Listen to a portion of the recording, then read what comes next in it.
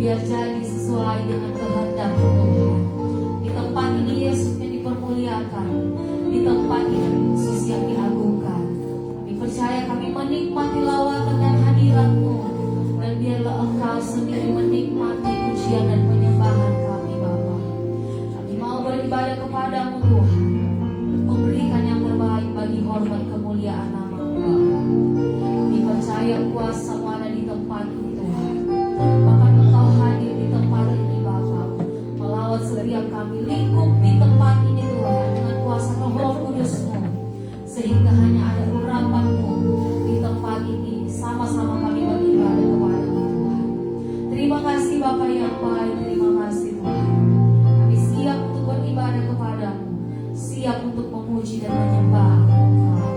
Kami alaskan doa kami di dalam nama Bapa, Putra dan Roh Kudus, yaitu di dalam nama Tuhan Yesus Kristus. Haleluya. Amin. Puji Tuhan. Mari kita mulai duduk di hadapan Tuhan. Sejenak kita bersyukur kepada Tuhan. Sejenak kita berterima kasih kepada Tuhan. Sejenak kita sembah Dia. Kami bersyukur Tuhan. Sungguh kami berterima kasih Bapa buat segala berkat-Mu yang sudah Engkau limpahkan atas kehidupan kami Tuhan.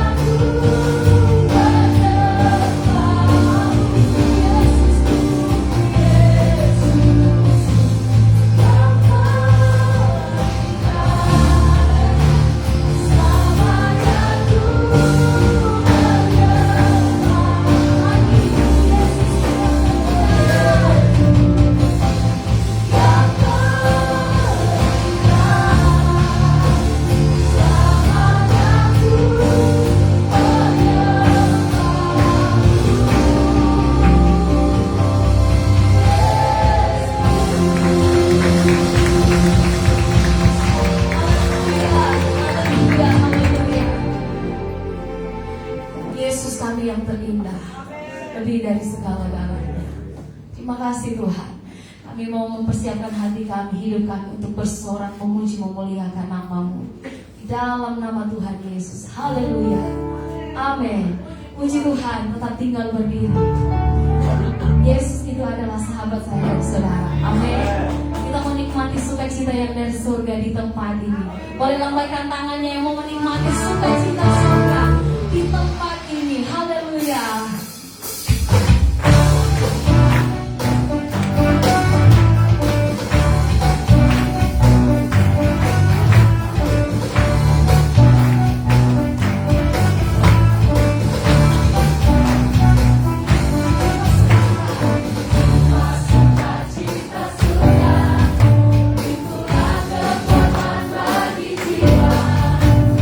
Dapat rasakan kasih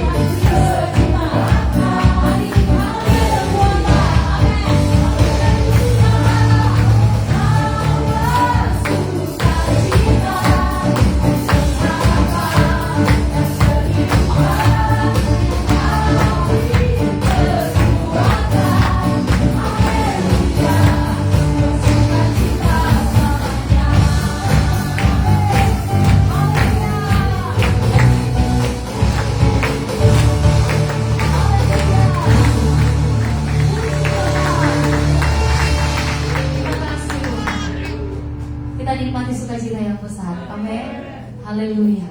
Silakan duduk Bapak Ibu Saudara sekalian.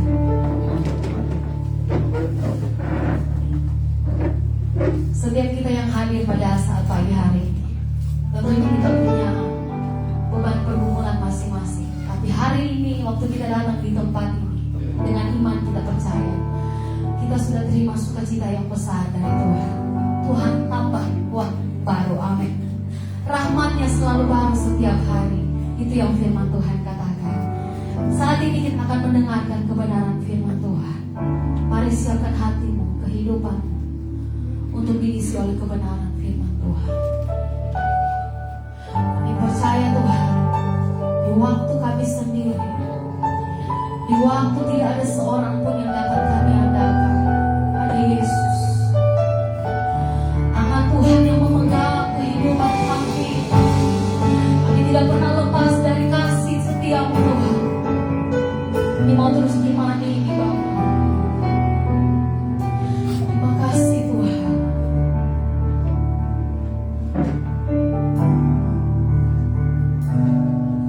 Saat ku sendiri, tiada seorang pun yang memperhatikanku seperti Kau Tuhan. Saat ku berjalan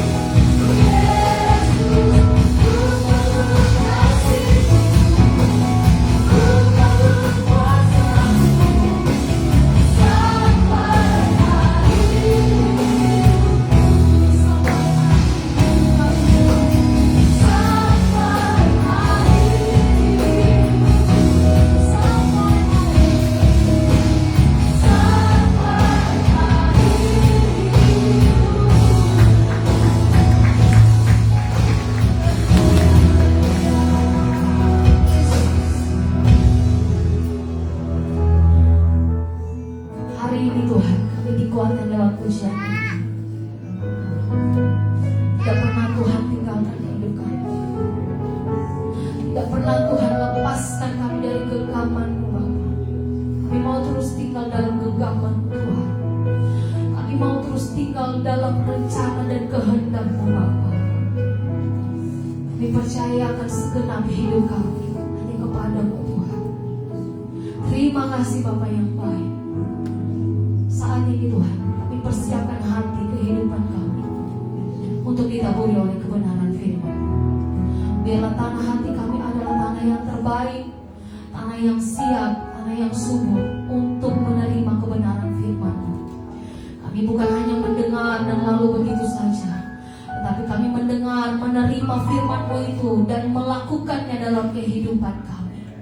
Terima kasih Bapa, Roh Kudus-Mu pimpin sertai hidup kami.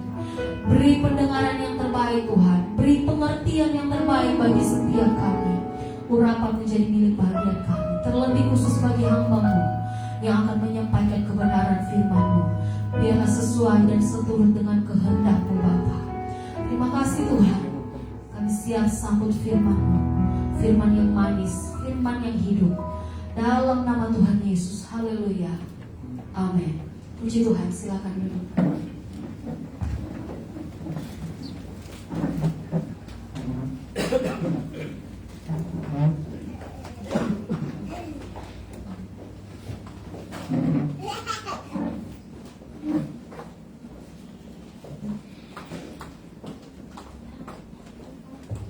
Puji Tuhan. Shalom.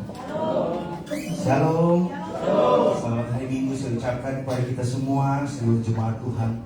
Kita boleh terkumpul hari ini merasakan dan menikmati kebaikan Tuhan. Bukti dari cinta kita kepada Tuhan. Kita datang beribadah, kita merayakan Tuhan, kita menaikkan ucapan syukur kita akan kebaikan dan kemurahan Tuhan yang sudah diberikan bagi kita sepanjang minggu yang sudah kita lewati. Amin. Bersiap untuk dengar kebenaran firman Tuhan. Ada satu istilah yang sering kali saya dengar dibilang begini, gereja itu diibaratkan sebuah atau seperti bengkel. Jadi dimana kalau orang rusak dalam tanda kutip, kalau dibawa ke gereja, ya mudah-mudahan bisa sembuh.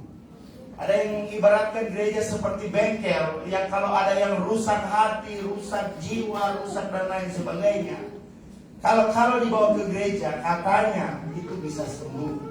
Tapi ternyata survei membuktikan gereja tidak 100% dapat menyembuhkan orang yang terluka hatinya, yang terluka jiwanya, yang bisa dapat memenuhi kebutuhan-kebutuhan yang ada. Menurut survei yang ada, penjara sekalipun tidak dapat membuat orang itu bertobat. Jadi yang menjadi pertanyaan, apa yang bisa membuat orang bertobat? Jadi yang saya dapatkan, ketika orang benar-benar mau mencari Tuhan, ketika orang-orang benar mau bertobat, itu tergantung hatinya, tergantung kerinduannya mau datang kepada Tuhan. Karena begini, ada begitu banyak motivasi orang ketika datang beribadah. Saya tidak tahu apa motivasi Bapak Ibu Saudara sekalian, tapi yang saya percaya kedatangan kita pagi hari ini adalah sebuah kerinduan untuk kita menikmati hadirat Tuhan. Amin. Saya bisa pastikan itu sebuah kerinduan, sebuah hasrat yang menggebu-gebu.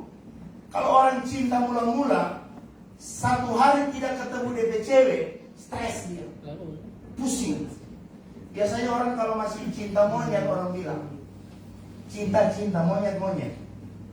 Dia cuma lewat dia punya muka rumah, susah sekali. Apalagi kalau ada dia di muka rumah muncul, seperti itulah ketika orang punya cinta mula-mula. Masih hari Senin, sok menggebu-gebu, ingin lagi bersekutu dengan Tuhan, rindu lagi datang ke gereja untuk bersekutu, untuk memuji Tuhan. Dan saya percaya kedatangan kita di tempat ini bukan hanya sekedar atau bukan rutinitas semata. Amin. Siapa yang rindu hadirat Tuhan boleh lambaikan tangan. Haleluya.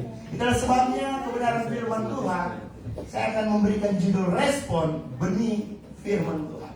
Jadi ini benih firman Tuhan merupakan tema besar kita di bulan ini yang kita bahas di konser. Jadi kita sudah ada di benih yang ketiga, dan mungkin di minggu ke depan kita akan bahas benih yang keempat. Itulah sebabnya mari kita buka kebenaran firman Tuhan yang saya ambil dalam Matius pasal 13. Matius pasal 13. Kita akan baca ayat 1 sampai ayat yang ke-9.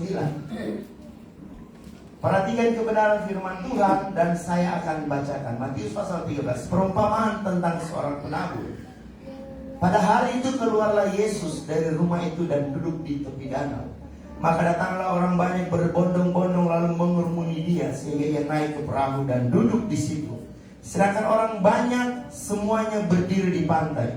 Dan dia mengucapkan banyak hal dalam perumpamaan kepada mereka. Katanya, adalah seorang penabur keluar untuk menabur. Pada waktu ia menabur, sebagian benih itu jatuh di pinggir jalan. Lalu datanglah burung dan memakannya sampai habis. Sebagian jatuh di tanah yang berbatu-batu, yang tidak banyak tanahnya. Lalu benih itu pun segera tumbuh karena tanahnya tipis. Tetapi sesudah matahari terbit, layulah ia dan menjadi kering karena tidak berakar. Sebagian lagi jatuh di tengah semak duri. Lalu makin besarlah semak itu dan menghimpitnya sampai mati. Sebagian jatuh di tanah yang baik lalu berbuah. Ada yang 100 kali lipat, ada yang 60 kali lipat, ada yang 30 kali lipat. Ayat 9, siapa bertelinga, hendaklah ia mendengar. Puji nama Tuhan.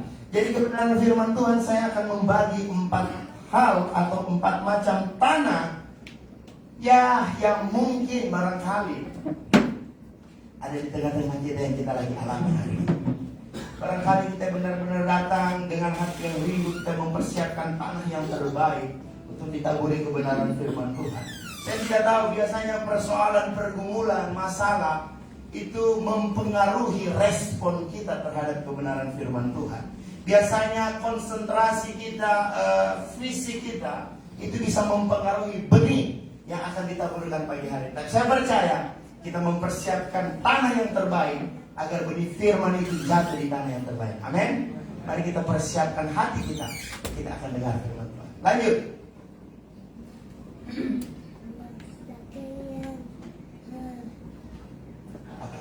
Jadi perumpamaan seorang penabur. Jadi ada begitu banyak ajaran yang Yesus ajarkan pada waktu itu.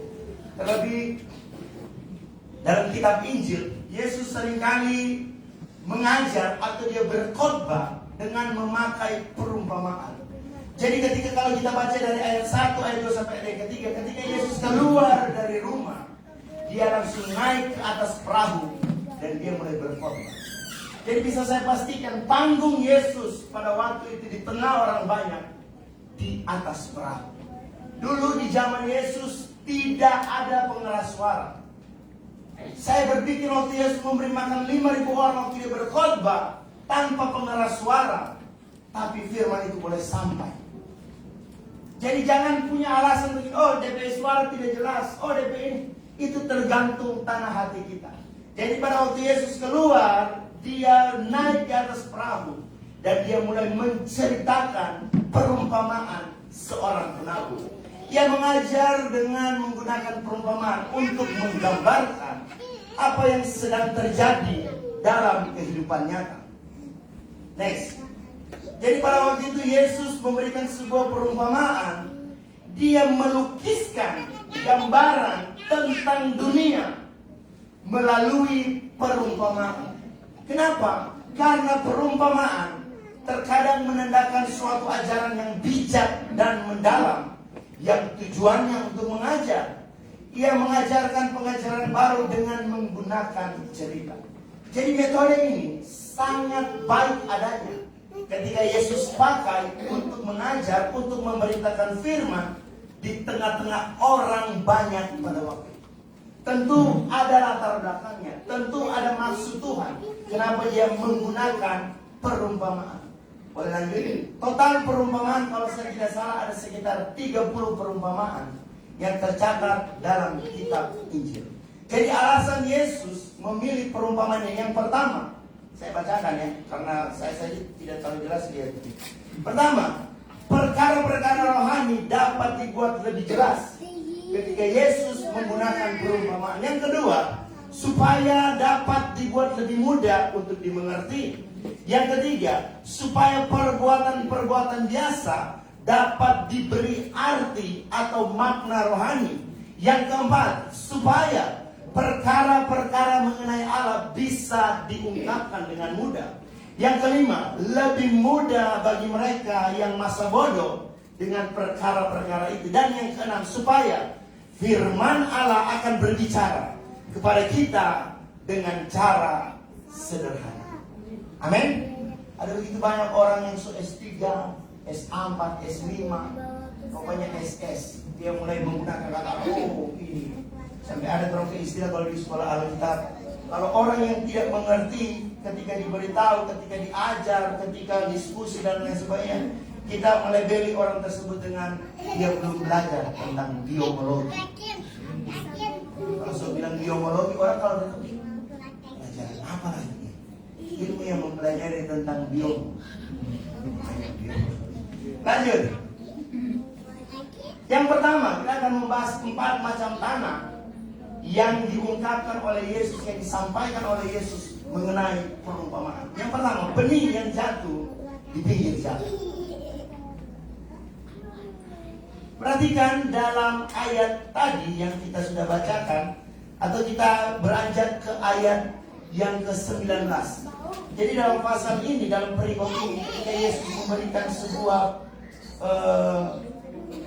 sebuah pengertian, dia menjelaskan dalam pasal ini dan di ayat yang ke-19. Perhatikan, kepada setiap orang yang mendengar firman tentang kerajaan sorga tetapi tidak mengertinya, datanglah si jahat dan merampas yang ditaburkan dalam hati orang itu. Itulah benih yang ditaburkan di pinggir jalan. Jadi dalam konteks ini, dalam ayat ini, dalam cerita ini, saya akan membagi 2 pandangan, dari sisi pendengar dan dari sisi pemberita. Terkadang ayat ini, terkadang perikop ini hanya ditujukan kepada para pendengar. Tapi kalau kita implementasikan di zaman sekarang, ternyata banyak juga pemberita yang bertele-tele dalam menyampaikan benih, yang menaburkan benih. Begitu banyak pemberita yang yang terlalu banyak, kalau Ramadan tak putar-putar menyampaikan firman Tuhan. Sehingga dalam konteks ini saya akan membagi dari 2 sudut pandang. Dari sudut pandang pendengar dan dari sudut pandang pemberita. Perhatikan, tanah pinggir jalan merupakan tanah, jenis tanah yang keras. Jadi dalam semua terjemahan bahasa Indonesia, ketika saya cari bahasa Indonesia sehari-hari, terjemahan lama dan lain sebagainya, kata tidak mengertinya itu memang hanya tertulis dengan kata tidak mengerti. Tidak mengerti berarti tidak paham. Tidak mengerti berarti tidak masuk dalam otaknya. Tidak mengerti berarti dia tidak bisa memahami apa yang disampaikan, berita apa yang disampaikan kepadanya pada waktu itu. Jadi, apa yang membuat orang sampai tidak mengerti? Nah, terkadang kalau orang mengajar, so tak putar-putar dibilang, so bagai ini, so bagai itu. Waktu dikasih tugas, kadang-kadang orang bertanya ulang, oh ini bagaimana kan ya? Kadang-kadang orang rasa mau, kalau ada bilang, so mau keluar orang pedulian. Mau ini diajar, so dikasih tahu begini, so dibilang, tetap tidak dengar. Orang kayak dibilang nambong. So dikasih tahu tidak mengerti. Dan ini di tanah jenis yang pertama, orang tidak mengerti. Apa yang membuat orang tidak mengerti? Boleh lanjut. Jadi ada 2 penyebab yang membuat orang tidak mengerti akan benih atau firman yang disampaikan. Yang pertama dari sisi pemberitanya atau gembala, penginjil, guru yang menyampaikan kebenaran firman Tuhan, yang menaburkan benih itu. Penyebab pertama dari pemberitanya, tidak ada persiapan. Jadi saya mau berkata kepada kita semua, bahkan terlebih khusus bagi hamba-hamba Tuhan, para pengerja yang praktek di sini, kalian harus berhati-hati ketika menyampaikan kebenaran firman Tuhan. Harus punya persiapan. Kami kalau di pastori, biasanya ibu gembala kalau hari Minggu habis ibadah atau hari Senin paling lambat, besok bagi jadwal. Hari Kamis ini yang pimpin, hari Jumat ini yang pimpin, hari Sabtu ini yang pimpin. Supaya ada persiapan. Apa yang harus dipersiapkan? Mereka harus bisa memilih, menyelidiki, dan menafsirkan berita apa yang akan mereka sampaikan. Mereka harus memilih, meneliti, dan menafsirkan. Terkadang orang ketika dipercayakan untuk menyampaikan firman, mereka anggap enteng. Ada begitu banyak orang yang tidak bertanggung jawab dengan berita apa yang dia sampaikan. Makanya daripada itu, biasanya ada yang bilang, oh dia pendeta, bilang-bilang jangan mencuri, tapi dia pencuri. Bilang-bilang jangan begini, tapi dia bikin. Kenapa? Karena tidak ada persiapan firman yang sebenarnya ketika firman itu bisa dihidupi. Amin. Inilah sebabnya dari pemberitanya ketika jemaat tidak dapat mengerti, mungkin karena tidak ada persiapan. Jadi dalam hal ini yang paling penting, seorang pemberita harus belajar mendengarkan. Apa yang didengarkan? Dengar suara Tuhan. Tuhan, saya mau khotbah apa lagi? Apalagi jadi gembala, tiap minggu mesti khotbah. Kadang-kadang saya dengan main tua itu pusing sendiri. Saya mempersiapkan ini cukup lama. Saya duduk di muka laptop, saya mulai kerja, loba kesana, hilang lagi konsen. Bawa lagi dia bermain di mana? Habis itu duduk lagi di muka laptop. Karena memang butuh konsentrasi. Karena untuk menyusun ini harus butuh konsentrasi. Karena jemaat itu punya daya tangkap yang berbeda-beda. Belajar mendengarkan supaya kita tahu pesan Tuhan apa yang akan disampaikan kepada jemaat. Bukan cuma mau khotbah ini lagi. Ya dari itu. Jadi orang bukan cuma sekarang bukan belajar mendengarkan Tuhan, belajar mendengarkan itu. Apa lagi?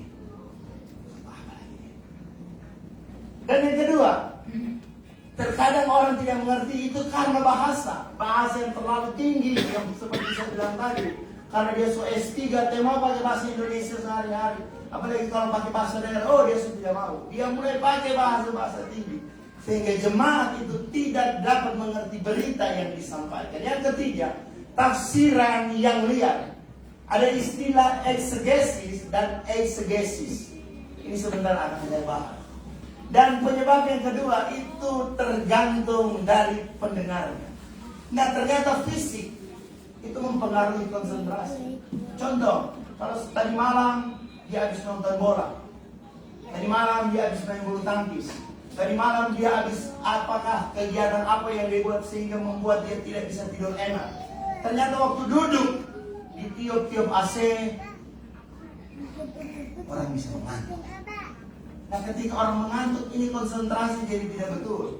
Nah ini biasanya juga dapat mempengaruhi orang tidak dapat mengerti berita yang disampaikan.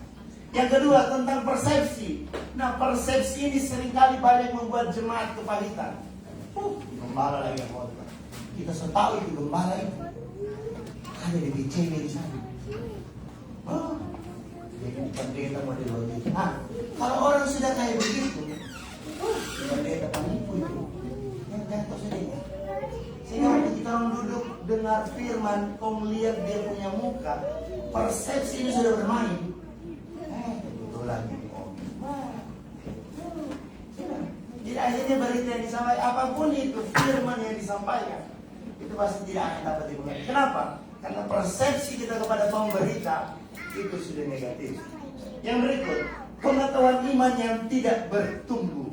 Nah ini yang dikatakan iman orang percaya yang tidak bertumbuh. Datang pergi gereja, tiap minggu pergi ibadah, tiap hari kesini.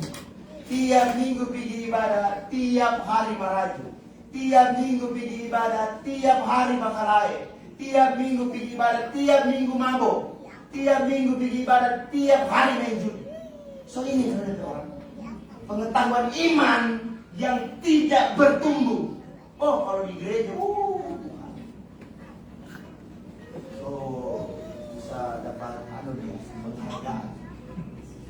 Main sinetron terbaik.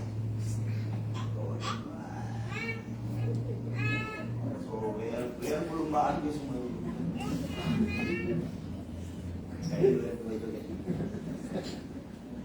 Ketika pulang, tidak ada apa-apa.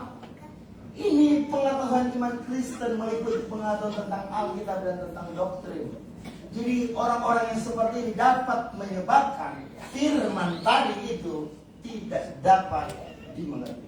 Kemudian ada kata dirampas. Ternyata kata rampas itu dengan kata harpazo, yang berarti membawa dengan paksa. Ketika orang tidak mengerti firman yang disampaikan, itu bisa dirampas, itu bisa dibawa dengan paksa, sehingga kebenaran yang disampaikan itu tidak pernah timbul di hati kita. Jadi orang bilang ini, masuk telinga kanan, lewat telinga kiri. Terkadang orang kalau ditanya begini, kau bapak tadi? Bingung itu apa nih tahu? Tapi ada satu kita ingat, di cerita yang lucu-lucu. Terkadang cuma itu yang orang ingat. Tapi kebenaran yang sebenarnya, esensi dari firman Tuhan, itu tidak pernah didengar. Sehingga firman itu dirampas dan tidak bisa berbuah dalam hati kita. Lanjut. Yang kedua, benih yang jatuh di tanah berbatu-batu. Perhatikan ayat yang ke-20. Benih yang ditaburkan di tanah yang berbatu-batu ialah orang yang mendengar firman itu dan segera menerimanya dengan gembira. Tetapi ia tidak berakar dan tahan sebentar saja. Apabila datang penindasan atau penganiayaan karena firman itu, orang itu pun segera murtad. Jadi tanah hati yang kedua, benih yang kedua yang jatuh di tanah berbatu-batu, kita menggaris bawahi menerimanya dengan gembira dan segera murtad. Jadi saya mau bertanya begini, kabar apa yang dia terima, yang pendengar terima, sehingga dia begitu gembira? Oh, saya tadi dengar ini, wah, tadi saya dengar, wah, saya senang. Saya selalu berkata bahwa ketika kita masuk ke gereja, ketika kita beribadah, kita selalu harus membuat komitmen dengan Tuhan. Mungkin di sepanjang minggu kemarin ada kita buat salah. Kita buat komitmen baru lagi dengan Tuhan. Tuhan, saya mau berusaha supaya minggu di depan ini saya tidak lagi buat apa yang saya sudah lakukan di minggu kemarin. Jika kita selalu membuat sebuah komitmen seperti itu di setiap minggu, saya percaya benih firman yang ditaburkan ini tidak pernah sia-sia. Bukan hanya sekedar euforia, kita terima, kita senang, kita gembira. Terus habis itu seperti apa? Seperti yang kami bahas di Komsel, sekarang gereja-gereja, saya tidak menyebutkan denominasi gereja apa, tidak. Tetapi ada begitu yang saya lihat, mereka hanya lebih mengejar euforianya daripada kebenaran. Saya beri contoh, oh apa yang lagi viral sekarang? Oh pasang ini, wah, dapat bang. Oh apa lagi viral, nonton di YouTube, oh gereja ini pakai asap. Ada tante oma-oma baru, darah Tuhan sudah bakar itu gereja, darah Yesus, Tuhan tolong, bukan Yesus. Nah karena orang lebih banyak cenderung hanya mengejar hal-hal seperti itu, saya berkata ini tidak salah, tidak. Tetapi yang menjadi kesalahan ketika fokusnya hanya kepada yang kelihatan. Sehingga waktu firman disampaikan mereka gembira, mereka senang, mereka sukacita. Tetapi pada waktu masa pencobaan datang, mereka tidak dapat bertahan. Firman Tuhan kalau dia itu hidup dalam hidupmu, apapun tantangannya, kita akan tetap bertahan. Amin. Kalau firman itu hidup dalam hidup kita, apapun posisi kita, apapun keadaan kita, kita akan tetap kuat di dalam. Kita tidak akan pernah, oh Tuhan pesalah ini, oh gembala pesalah ini, oh jemaat pesalah. Tidak. Karena ini bukan hanya sekedar euforia, tetapi kebenaran yang mutlak yang hidup dalam kehidupan kita. Amin. Boleh lanjut? Jika diimplementasikan kepada pemberita dan pendengar, perhatikan, menerima dengan gembira. Perhatikan, pemberitanya apa yang dia sampaikan, sehingga jemaat pada waktu itu begitu bergembira. Saya biasanya nonton kalau di YouTube seorang stand up komedi, wajar lah. Ketika dia berstand up membuat orang ketawa, orang senang, orang gembira, itu aja. Tetapi kalau seorang pemberita firman cuma lebih banyak dibilang tabu, apa yang dibilang tabu? Ngomong kosong, cerita ini, cerita Makanya saya bilang tadi, kebanyakan orang kalau ditanya khotbah apa disampaikan, itu tadi pendeta bercerita ungge, bercerita Mongol, bercerita ini apa. Nah kalau itu ya iya. Tapi kalau mau disuruh susun apa yang dikatakan. Nah dari pemberita ini juga kita harus memperhatikan kabar yang disampaikan itu harus benar-benar jelas. Kalaupun jemaat bergembira, itu mereka bersuka cita karena mereka alami pertolongan Tuhan.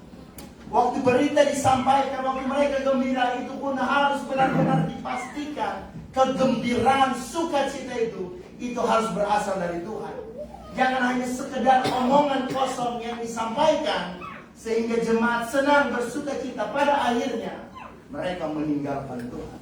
Yang kedua, menerima dengan gembira bisa jadi isi beritanya. Seperti yang saya bilang tadi, banyak stand up yang dia sampaikan, banyak lelucon yang dia sampaikan, lebih banyak omong kosong daripada firman yang dia sampaikan, lebih banyak cerita tentang dirinya. Saya pernah dapat begitu. Pendeta, oh saya dulu, saya pernah begini-begini. Oh dia mulai kasih ayat, dia bilang saya dulu, saya kemarin, saya begini, dia hanya suruh bukan Tuhan, sudah ke dia. Jadi orang-orang yang seperti ini, isi beritanya itu harus jelas, supaya ketika disampaikan firman, orang-orang Kristen yang mendengarnya, mereka benar-benar kuat. Dan yang ketiga adalah tentang pendengarnya. Ini pun kita harus berhati-hati, seluruh jemaat yang datang beribadah. Kita harus mempersiapkan tanah hati kita waktu kita berangkat dari sini. Saya mau sedikit menaruh perhatian kepada Yud. Saya lihat Yud ini sudah tidak pernah lagi baca film. Biasanya orang kalau baca film akan laporkan, oh hari ini kami sudah baca ayat ini, pasal ini, dan lain sebagainya. Saya mau bilang Yud, ini bukan untuk kami, tapi ini untuk kalian.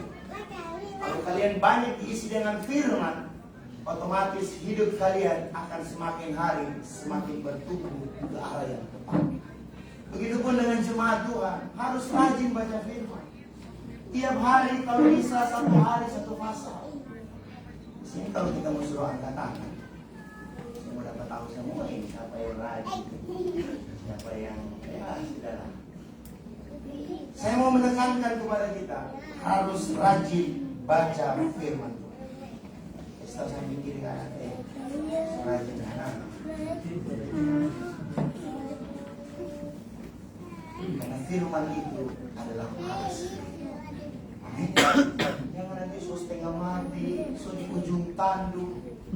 Dan mulai terus so datang-datang baru cari ayat, mana ini ayat yang bisa menguatkan saya, mana ini ayat yang bisa tolong saya supaya lari dari hutang. Tiada itu hidup, tiada. Waktu kau baca firman, ada hikmat Tuhan di sana. Okay? Waktu kita baca firman, ada kekuatan yang Tuhan anugerahkan. Jangan kita bilang begini, mendengar Allah. Bagaimana caranya mendengar Tuhan? Membaca firman, kau malas mau dengar Tuhan. Mau dengar apa sama Tuhan? Kalau kau mau dengar suara Tuhan, baca firman. Karena firman berisi perkataan-perkataan Tuhan. Amin. Amin. Orang masuk sewaktu kita sewaktu dari semua habis kan kita baca tentang 7 gereja. Jadi kalau orang punya kerinduan, tiap kali dia baca, dia akan semangat, bukan mengantuk. Nah, kalau orang ngomong, jadi obat tidur yang paling mujarab, kalau di dokter sudah nak mempan kasih obat yang baca Alkitab, tidak boleh dari hati. Tapi yang datang hari ini semua punya kerinduan baca Alkitab. Amin. Amin. Boleh kasih tepuk tangan dulu. Oh ini coba ambil ya. Logos tidak mungkin salah. Berita yang disampaikan, benih yang disampaikan itu tidak mungkin salah.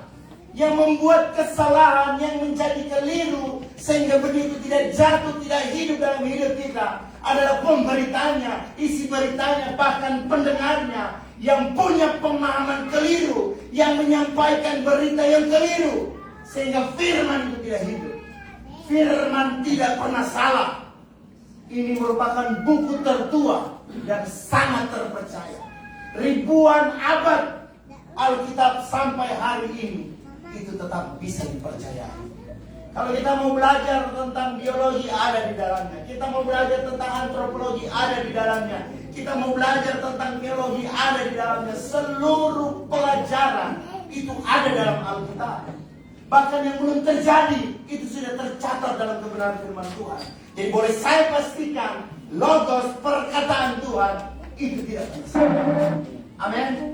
Seringkali yang membuat salah, saya lebih menekankan kepada pemberitanya. Jadi ada dua pendekatan yang bertentangan dalam penelaahan Alkitab atau dalam menafsirkan atau dalam menyampaikan kebenaran firman Tuhan. Yang pertama ada istilah exegesis. Apa ini exegesis? Jadi dunia atau orang-orang teolog pasti tahu dengan dua macam ini.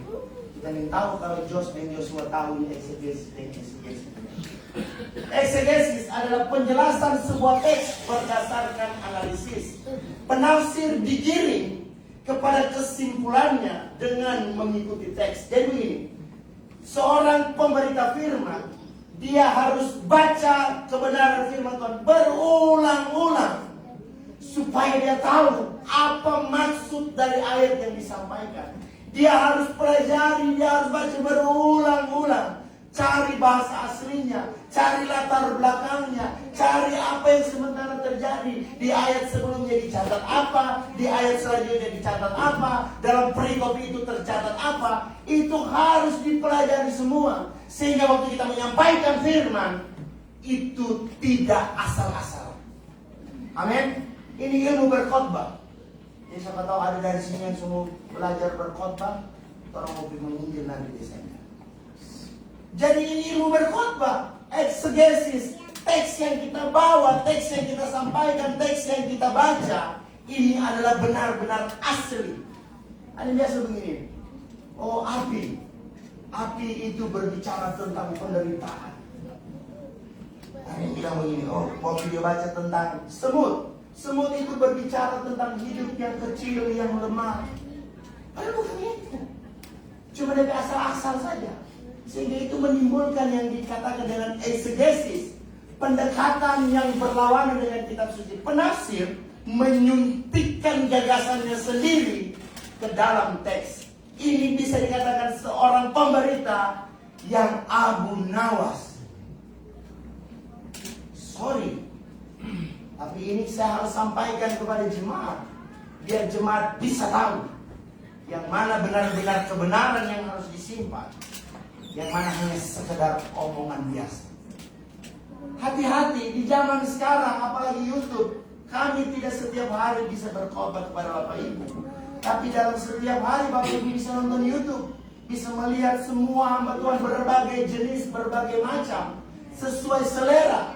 Bapak Ibu mau khotbah yang lucu-lucu bisa dicari. Bapak Ibu mau khotbah yang keras bisa dicari. Bapak Ibu mau khotbah yang bisa memuaskan lagi bisa dicari. Semua itu gampang untuk diakses. Tapi yang harus jemaat perhatikan dari kedua hal ini, apakah dia membedah secara exegesis atau eisegesis. Yang dia pakai itu pikiran sendiri dan itu mulai dia. So kayak begini nanti dibilang ini. Waktu ada orang mau utang dia mulai pakai ayat. Oh Tuhan bilang harus seperti ini. Kalau ada orang mulai mendapat jengkel sama dia, dia mulai pakai ayat. Oh Tuhan berkata harus. Jadi seolah-olah dia bisa membenarkan dirinya dengan ayat kebenaran firman Tuhan. Itulah contoh jemaat yang hanya mendengar sebuah penggalian kebenaran firman Tuhan hanya berdasarkan eisegesis. Jadi saya tidak mau jemaat Cornerstone itu hanya hidup di atas perasaan. Amin. Harus benar-benar di atas kebenaran. Jadi tidak mudah tersinggung dan lain sebagainya. Terjemahan New English Bible dia bilang begini, menerimanya dengan gembira. Itu mempunyai arti tidak punya kekuatan untuk bertahan. Dia hanya percaya sebentar saja sehingga dapat membuat dia murtad. Kata murtad ditulis dengan kata skandalizo yang berarti kecewa, menolak atau meninggalkan. Perhatikan, ini sangat berbahaya. Jika firman itu logos tidak hidup dalam hidupmu, engkau bisa menyalahkan Tuhan. Engkau bisa menyalahkan gembalamu, bahkan engkau bisa menyalahkan dirimu sendiri. Bukan hanya engkau meninggalkan, tetapi engkau benar-benar tinggalkan iman percayamu. Ini sangat berhati-hati dan ini sangat-sangat berbahaya. Amin. Begitu banyak orang menyampaikan firman, mungkin ini oknum yang hanya memuaskan dirinya. Ketika dilihat, oh saya lagi butuh ini, dia mulai khotbah tentang ini. Dia mulai arahkan orang, dia mulai buat orang untuk untuk membuat satu kesimpulan. Sampai dibilang ada rema yang saya dapatkan, rema yang palsu, mulai dia giring orang agar dia mempunyai rema yang pendeta yang sudah dia ungkapkan. Sehingga waktu dia menyampaikan firman, dia menggiring orang untuk supaya dapat mengikuti keinginan hatinya, bukan keinginan hatinya. Sehingga ini yang membuat orang tidak dapat bertahan lama dan meninggalkan Tuhan. Hati-hati. Saya menyampaikan ini supaya ini bisa menjadi pembelajaran buat kita, agar kita berhati-hati dalam melihat, mendengar, dan menonton orang yang berkhotbah. Lanjut. Yang ketiga, benih yang jatuh di semak duri, yang ditaburkan di tengah semak duri, ialah orang yang mendengar firman itu lalu kekhawatiran dunia dan tipu daya kekayaan menghimpit firman itu sehingga tidak berbuah. Boleh lanjut. Nah, ini tanah hati yang seperti ini, benih yang seperti ini punya persoalan yang berbeda lagi. Perhatikan. Kekhawatiran dunia merupakan hambatan besar bagi kita untuk mendapat keuntungan dari firman Allah. Kekhawatiran itu menjerat, menyusahkan, dan melukai. Orang yang khawatir memikirkan banyak hal dan akan mengabaikan satu-satunya hal yang paling penting dalam diri. Ada lagu tua yang begini. Cari apa di dalam dunia? Cari apa di dalam dunia? Cari Yesus biasa. Jadi sebenarnya apa tujuan kita di dalam dunia? Apa yang kita mau cari? Semua kembali kepada kita. Kita berjuang mati-matian, berusaha supaya keluarga dapat senang, supaya keluarga dapat fasilitas. Kita berusaha sekuat tenaga. Pada waktu kita sudah dapat semua, akhirnya kita terkungkung, kita ketakutan kalau sekiranya kekayaan ini akan hilang dan lain sebagainya, sehingga membuyarkan dan mengabaikan hal yang penting, yaitu mengerjakan keselamatan. Kita hanya terkungkung dengan ketakutan, dengan kekhawatiran yang menghimpit kita. Kita mengabaikan hal yang penting untuk menjadi berkat di tengah orang-orang yang tidak mengenal Tuhan. Boleh lanjut. Tipu daya kekayaan, kemakmuran, perhatikan, dapat menghancurkan firman di dalam hati. Seperti halnya penganiayaan, kemakmuran menghancurkan lebih berbahaya sebab terjadi secara lebih diam-diam. Bukan kekayaan itu yang jahat. Perhatikan, orang kaya itu tidak jahat, melainkan tipu daya kekayaan yang membawa kejahatan. Kekayaan itu tidak dapat dikatakan menipu kecuali kalau kita menaruh kepercayaan kita di dalamnya. Orang kalau sok kaya mulai sombong. Orang kalau sok banyak doi mulai pandang enteng. Oh itu gereja kita yang beli. Jadi harus dari perkataan kita supaya gembala dengan. Orang kalau sok banyak doi mulai banyak DP. Orang kalau sebanyak doi, so lebih banyak DP dosa. Sebenarnya kekayaan tidak salah. Yang menjadi salah ketika kita menaruh kepercayaan kita kepada kekayaan. Sehingga waktu Tuhan percayakan ini uang, kita tidak pakai untuk melayani Tuhan. Waktu Tuhan percayakan ini berkat, kita tidak pakai untuk memuliakan Tuhan. Waktu Tuhan percayakan ini, kita anggap itu punya saya. Ini yang berbahaya, sehingga tipu daya kekayaan dapat menghancurkan benih itu. Kita sekarang kerja untuk apa? Ada orang berusaha kerja supaya jadi kaya, makan dia hemat. Kendati di kos itu tidak usah beli makanan, yang penting sedia proma cair dan proma tablet. Pasti dia jadi kaya. Satu hari konsumsi saja itu lumayan kan, satu ini berapa itu pada satu minggu. Bisa makan. Itu pasti kaya. Dan kalau so kaya mau apa? Orang kalau makin kaya, makin jadi dengan kekayaan itu dengan susah payah dia cari, dengan susah payah dia usahakan, sehingga buat gereja pun dia akan perhitungan. Dia lupa kalau itu berkat asalnya dari Tuhan. Jadi jangan bilang kita mau taat sama Tuhan pada perkara-perkara yang kelihatan saja kita tidak taat. Apalagi semua nakal begini. Ini oh ada pasar lagi, ada pasar lagi, ada pasar lagi. Yoel mulai masuk, ada pasar lagi. Ini mulai ada pasar lagi. Nah, tapi saya percaya jemaat Cornerstone semua sudah berkorban. Amin. Boleh lanjut? Yang terlalu lama di sini.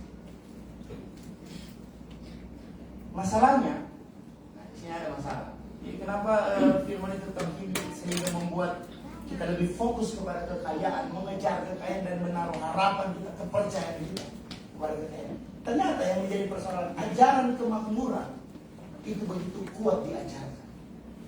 Sampaikan, kalau itu Tuhan kaya raya. Kalau memberi sekian, Tuhan akan melipat gandakan sekian. Kalau memberi ini, Tuhan akan buat melimpah-limpah. Kita mulai klaim ini, klaim itu. Sehingga pada waktu kekayaan datang, kita tidak siap untuk mengelola. Kita anggap itu punya kita, sehingga kita menjadi serakah. Kita tidak mau berbagi dengan orang yang membutuhkan. Persoalannya selalu tentang materi, selalu tentang kenyamanan, selalu tentang profit. Bukankah kebenaran firman Tuhan berkata, ikut Tuhan, sangkal diri, pikul salib. Ini yang sebenarnya. Saya mau berkata, kalau khotbah tentang pikul salib, tentang penyangkalan diri, banyak orang tidak suka. Kenapa? Karena itu menentang kedagingannya, menentang kenyamanannya. Tapi sesungguhnya ikut Tuhan, sangkal diri, pikul salib. Ikut Tuhan bukan perkara kita mau minta sama Tuhan, tapi bagaimana kita mau memberi kepada Tuhan. Amin. Jadi kalau Bapak Ibu levelnya masih suka minta, Tuhan saya minta ini, Tuhan saya minta itu, Tuhan saya, berarti kita terus akan berjuang sampai kita ada di level kekristenan yang memberi untuk Tuhan, bukan lagi untuk meminta. Amin.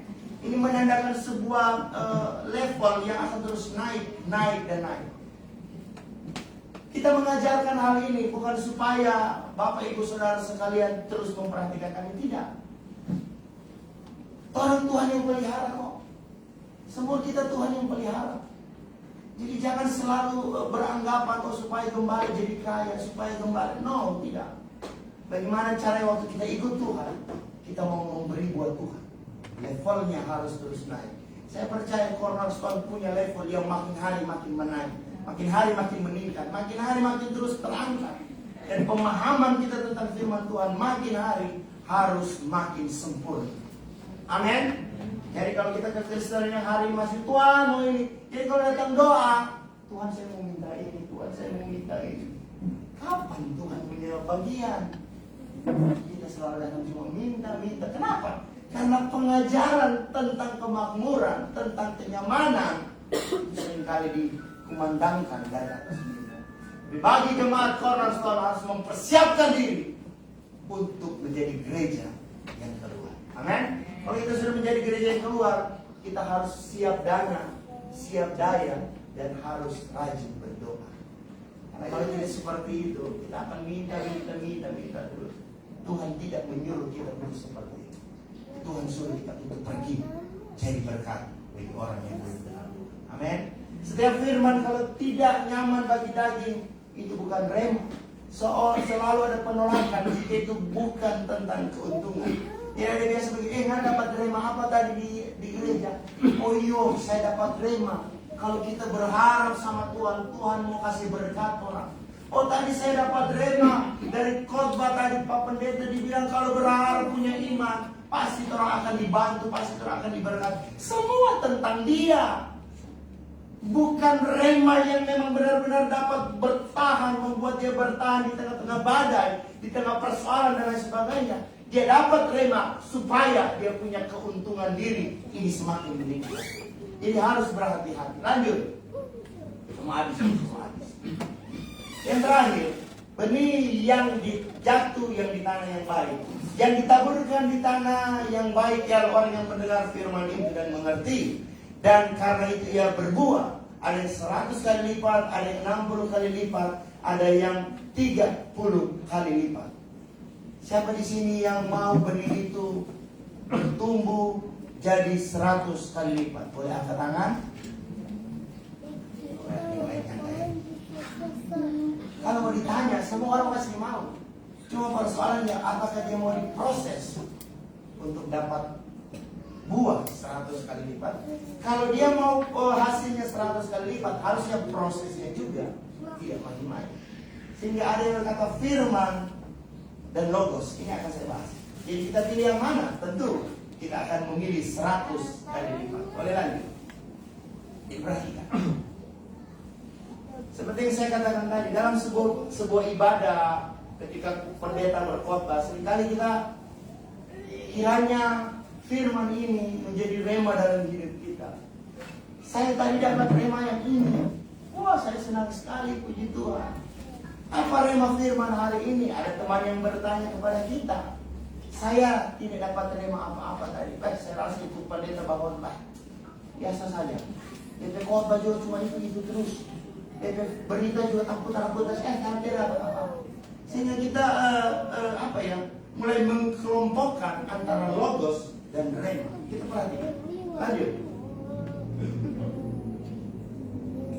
Seringkali logos dipandang sebagai firman yang disampaikan, sementara rema firman yang mengena di dalam hati seseorang.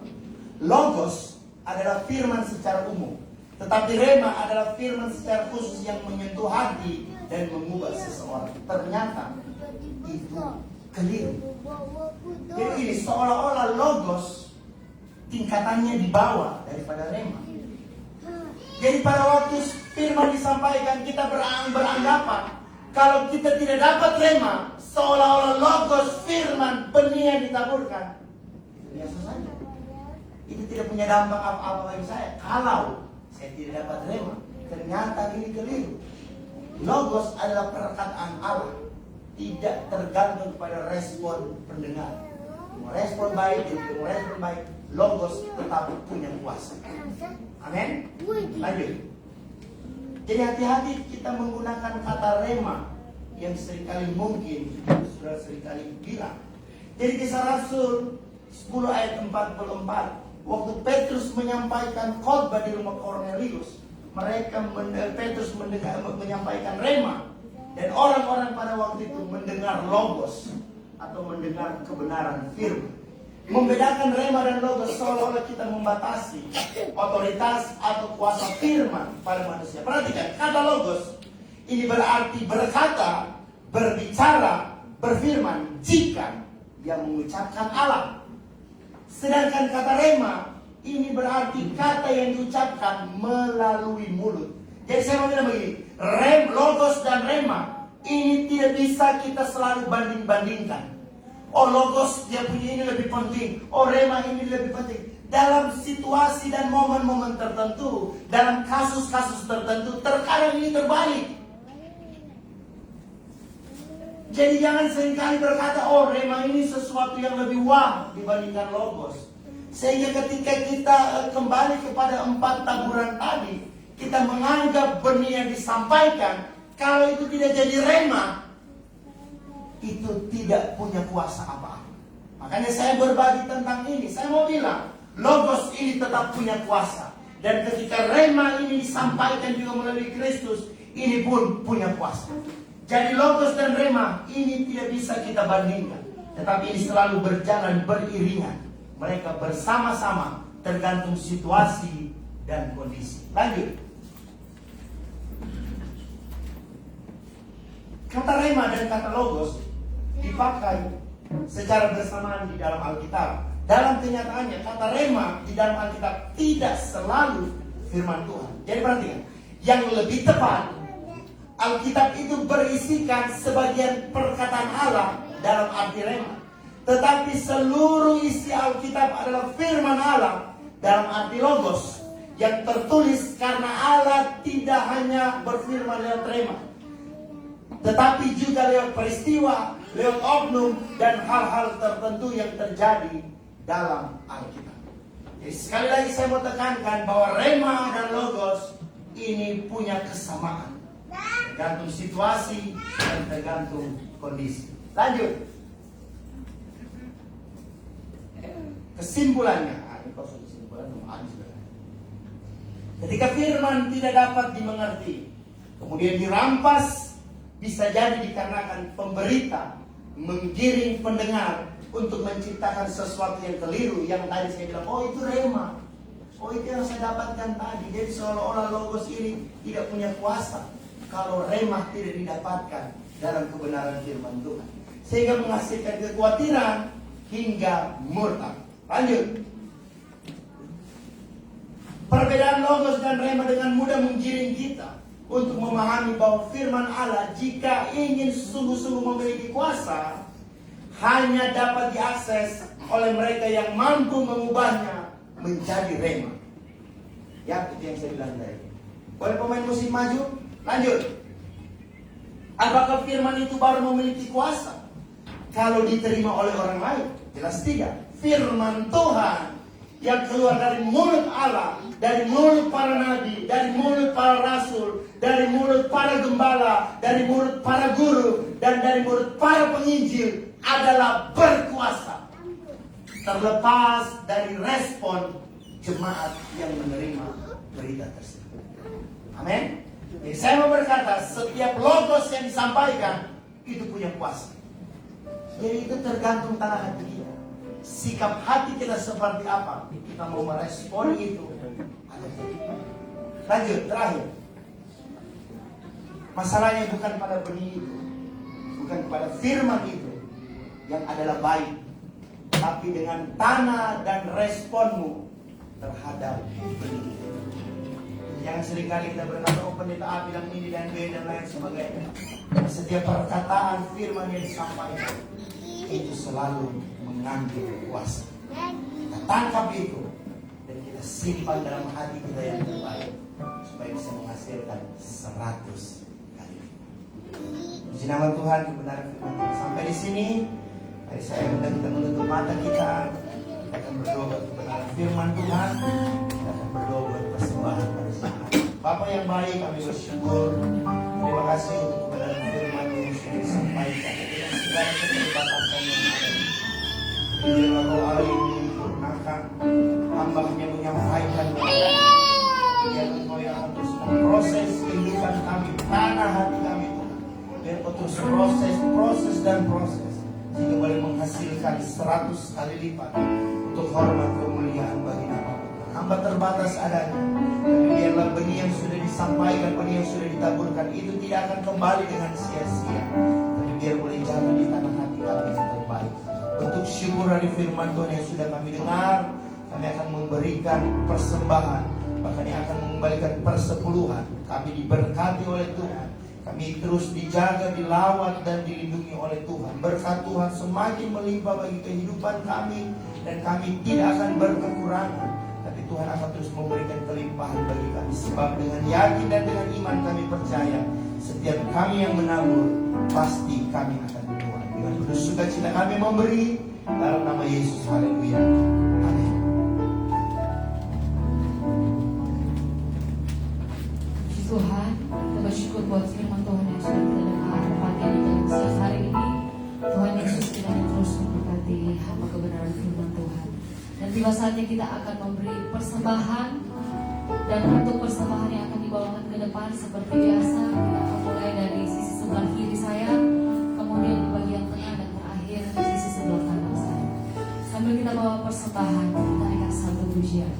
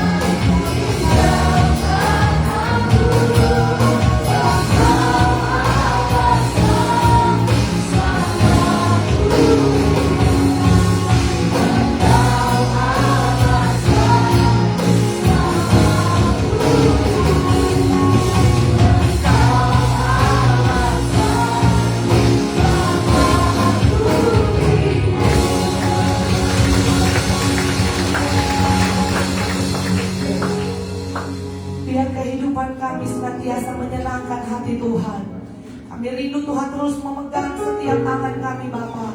Sebab tidak ada kekuatan kami di luar Tuhan. Pagi hari ini semua kami yang sudah hadir dalam ibadah raya ini Tuhan, kami percaya kekuatan Tuhan sudah menjadi bagian milik kami.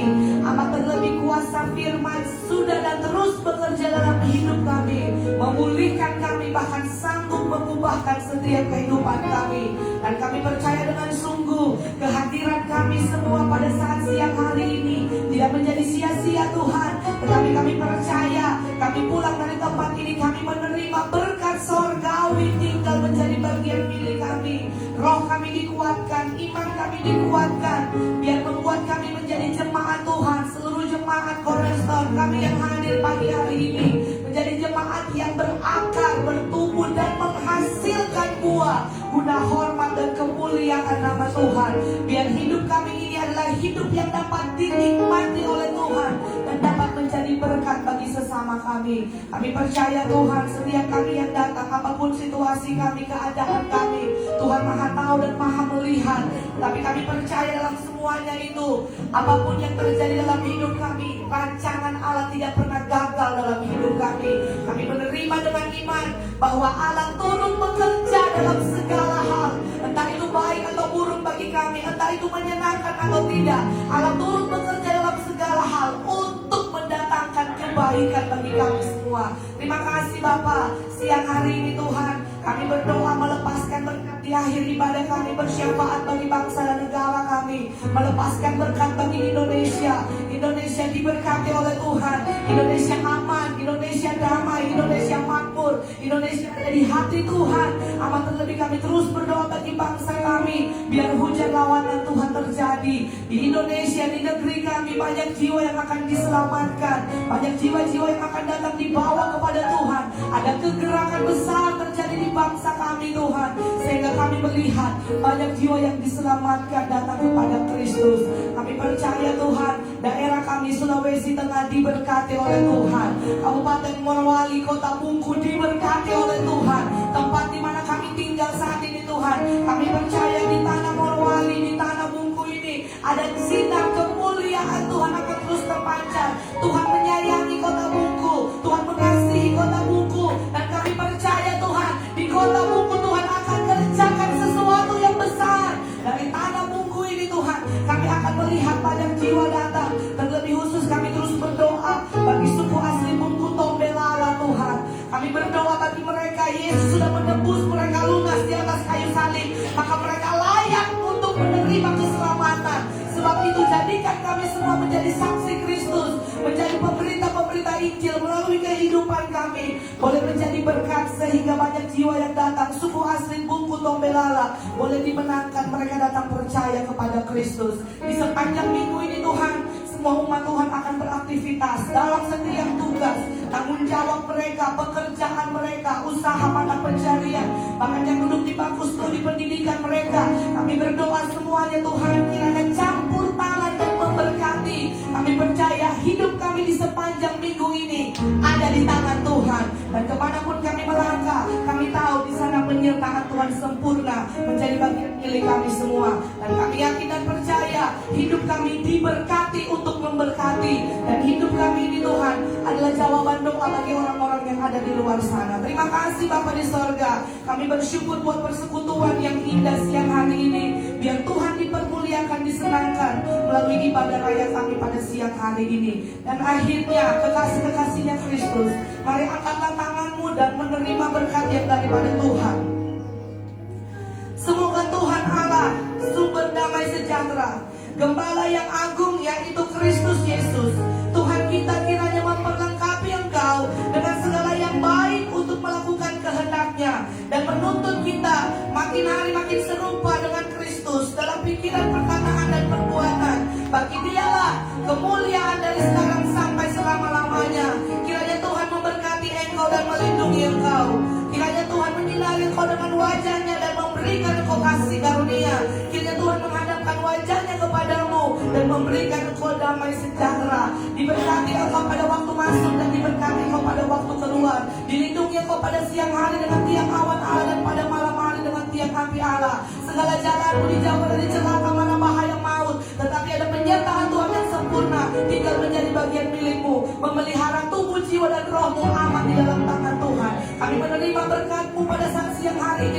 Dan kami akan tamatkan ibadah raya kami pada siang hari ini di dalam nama Bapa, Putra dan Roh Kudus, yaitu Tuhan Yesus Kristus yang sudah diberkati Tuhan. Sama-sama kita katakan amin. Puji Tuhan. Silakan duduk, ibadah kita telah selesai.